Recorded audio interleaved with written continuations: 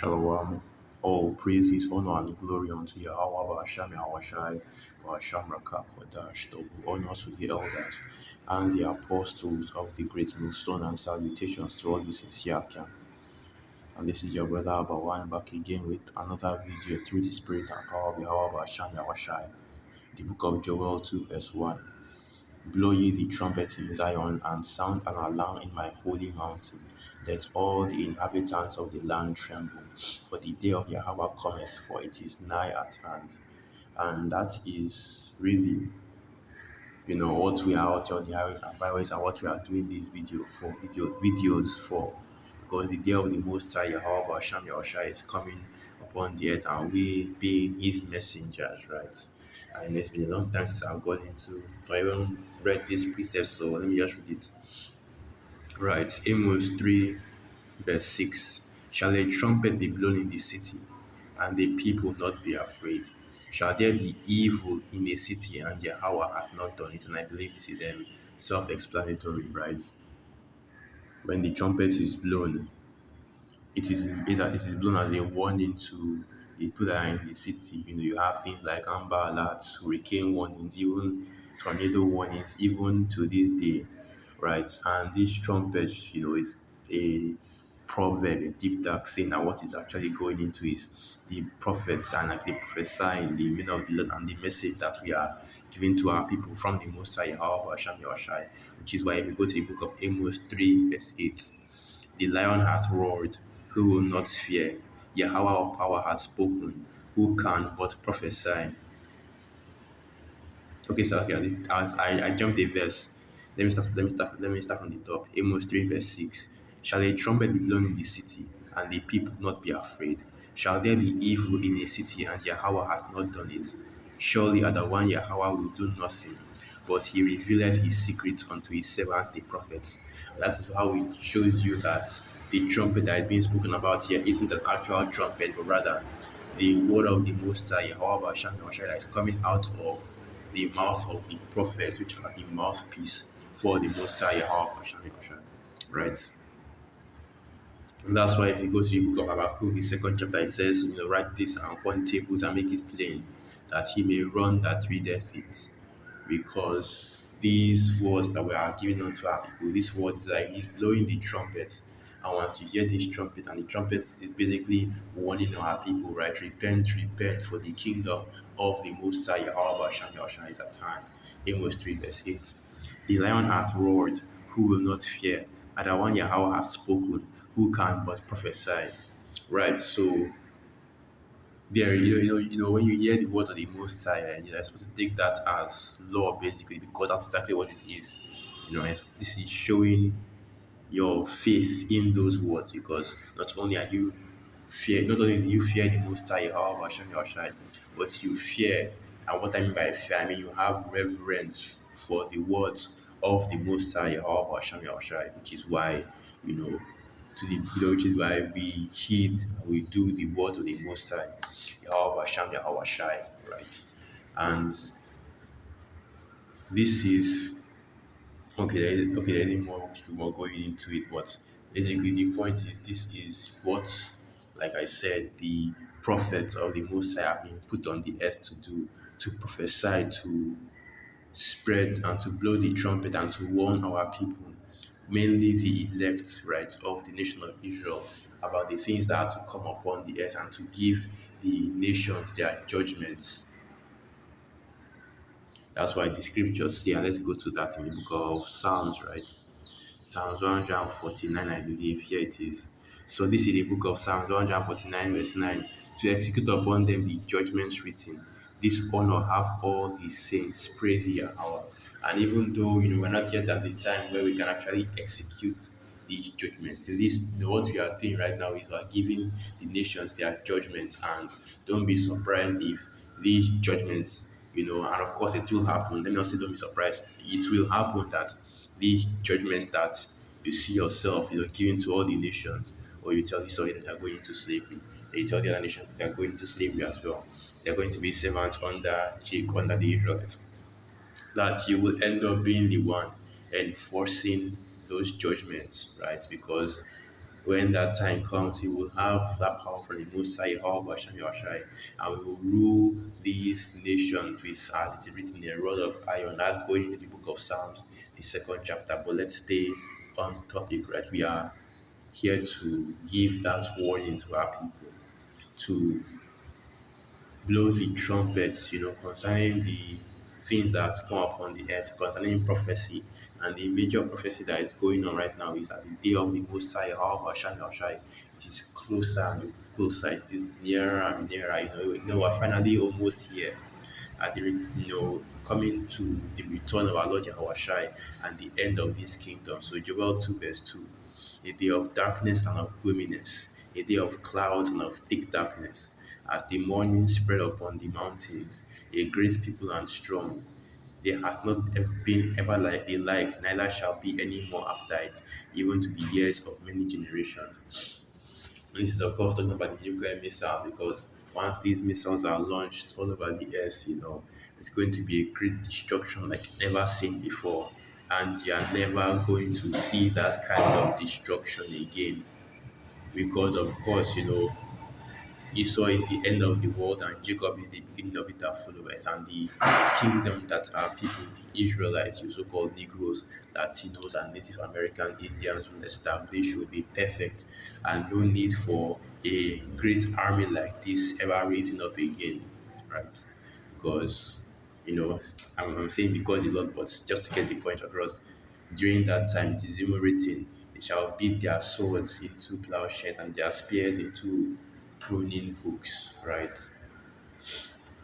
And this is part of the trumpet that we are blowing to our people. It's part of the warning that we are giving and the prophecy that we are prophesying. After all, it's not written that, the kingdom of heaven is likened unto, and it shows you that the prophecy that we are giving unto our people is like a song, right? Let me just get that. Let me just get that. Let me just get that. That is in the book of Ezekiel. That should be the 23rd or so chapter.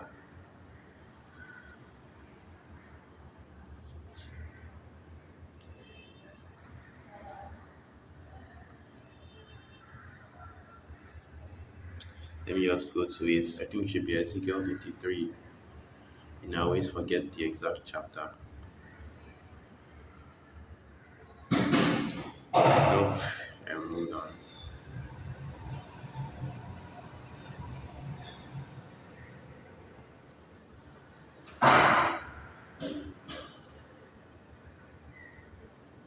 Here it is.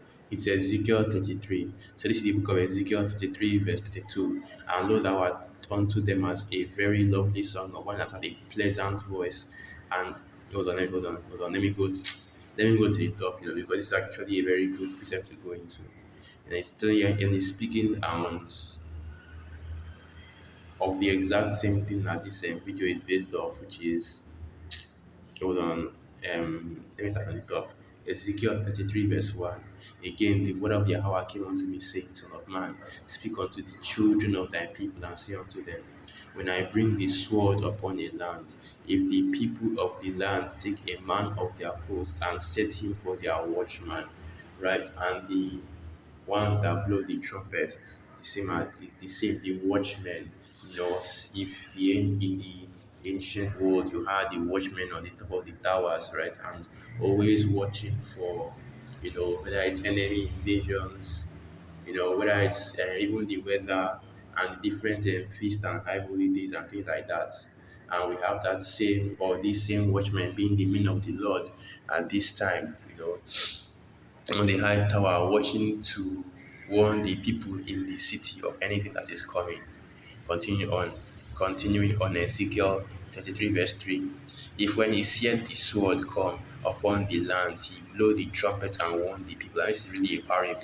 And it's a parable, really, that signifies the role of a prophet, of the Most High Yahweh Hashem to Israel, to the elect of the nation, no, the whole nation of Israel. Because whether they hear or forbear, the word still has to go out. Whether you see Jake, and you know that, man, this nigga is not going to listen to this truth, this nigga is not going to get this truth, you still have to bring the truth and give the truth to Jake, right? So whether they hear or forbear, That's no. Let's just read that. Let's read that part first. Ezekiel 33, verse 4. Then whosoever heareth the sound of the trumpet and taketh not warning, if the sword come and take him away, his blood shall be upon his own head. Right. So if they refuse to hear the word, that blood is off your hands because you gave them the warning and they did not heed, and even in the world as well. If you're going to warn somebody that, oh well, if you do this, you're going to, that's why they have all these warning labels.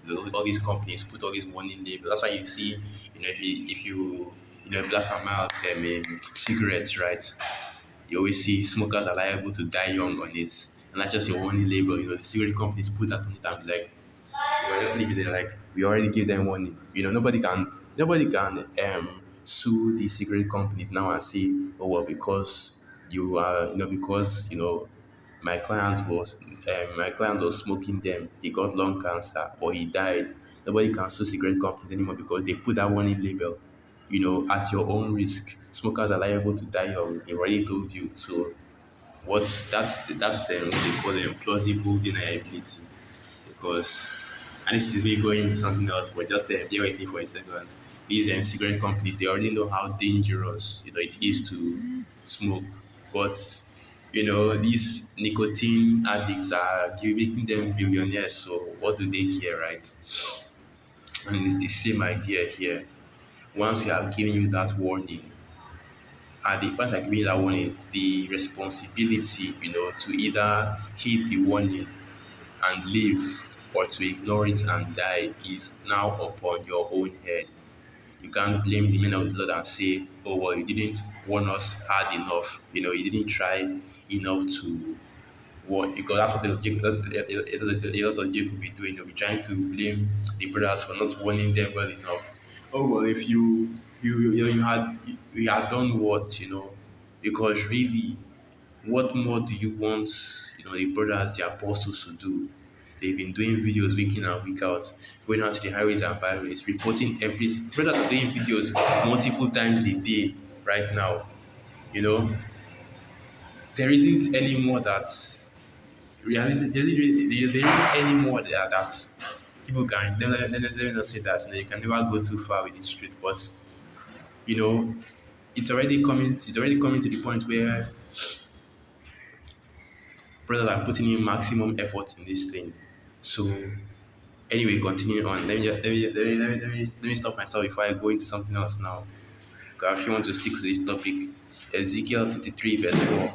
Then whosoever heareth the sound of the trumpet and taketh not warning, if the sword come and take him away, his blood shall be upon his own head. And this is a parable, right? Because the sound of the trumpet is the word of the Most High, Yahweh Hashem Yahushai. And the men of the Lord are giving you the true, unadulterated, 100% truth of the word of the Most High, Yahweh Hashem Yahushai. And it is time for you to heed that warning. Because whatever happens, it's not going to be, well, whatever happens, that's going to be on you. Right? Ezekiel 33 verse 5. He heard the sound of the trumpet and took not warning, his blood shall be upon him, but he that taketh warning shall deliver his soul. Right? And it's as simple as that, when you hear the sound of the trumpet blowing and you know that this is the sound for war, because it's not like brothers will just prophesy and just, or read the scriptures and just then keep it moving, right? You read the scriptures, you give the breakdown, you go into it in excruciating detail. So you can't say, oh well, they were talking but I didn't really understand what they were. That's not possible. you know, well, they were prophesying, but they didn't do it in my local language. That's not possible as well, because this truth has gone throughout the whole earth and is being pushed in different languages right now. So you can't even make the excuse that you didn't understand that, because brothers are doing, breakdown, doing sit downs, doing everything to make sure that this word, is fully understood. But rather, what it will be is that because you're not of the elect, because you don't have faith, because you don't believe in the Most High Yahweh Shai, you rejected this word, and now the reward for, thus heeding the words of the Most High Yahweh Shai is coming upon you. But when you hear the sound of the trumpet, you should heed the sound of the trumpet, right? And that's basically the whole point, right? They don't really need to get any more. Okay. But but I also wanted to go into this as well because right now, especially in these times, you have some men that are, blowing the trumpet, of course, the other camps and the other camps and things of that nature, but they are blowing it and making an uncertain sound, like the scripture says. So let's get that.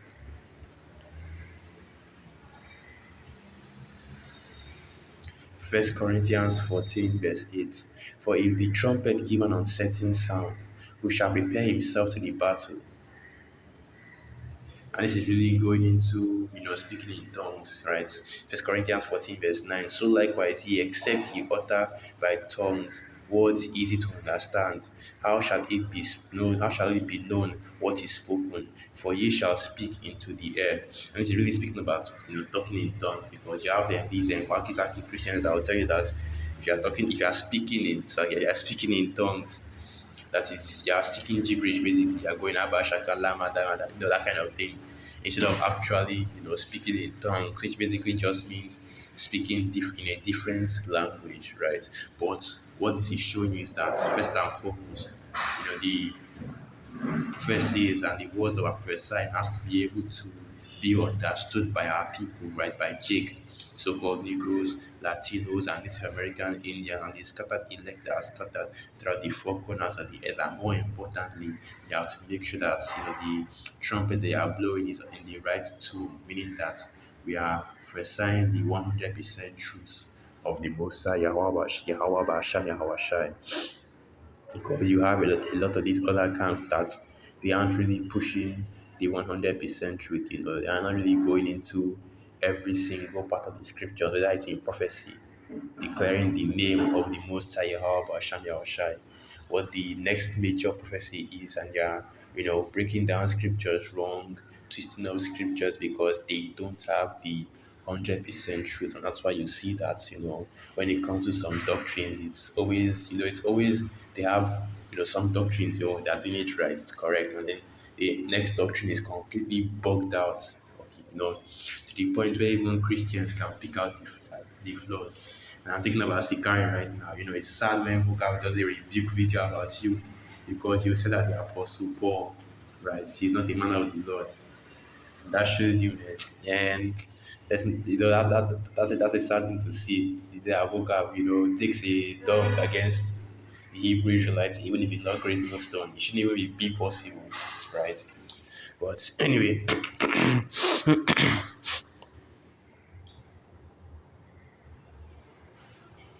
yeah, like I was saying, but anyway, she probably close out. Let me just go into this last precept because it is still the point to be made that this is what we are put on the earth to do. We have been put, so okay, we have been put on the earth to do, to blow the trumpet, to warn the people, to prophesy and to teach and to speak the words of the Most High, Yahweh Basham Yahushai. So this is the book of Isaiah 62, verse 6.